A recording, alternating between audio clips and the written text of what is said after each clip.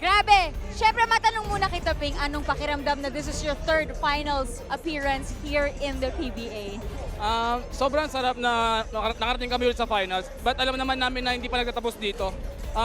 This series, siguro kailangan namin gawin, mag-improve and learn from this para sa next series. Yun ba yung rason kung bakit hanggang pinakadulo ng larong ito ay talagang you were giving it your all? Yes, ayan ang ginagawa namin. We not me.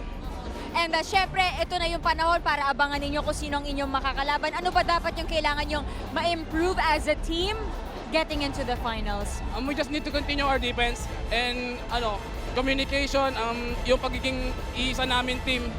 And siguro kailangan magpahinga kasi iba yung trabaho namin eh. Always kami laging defense pressing. So, ayun.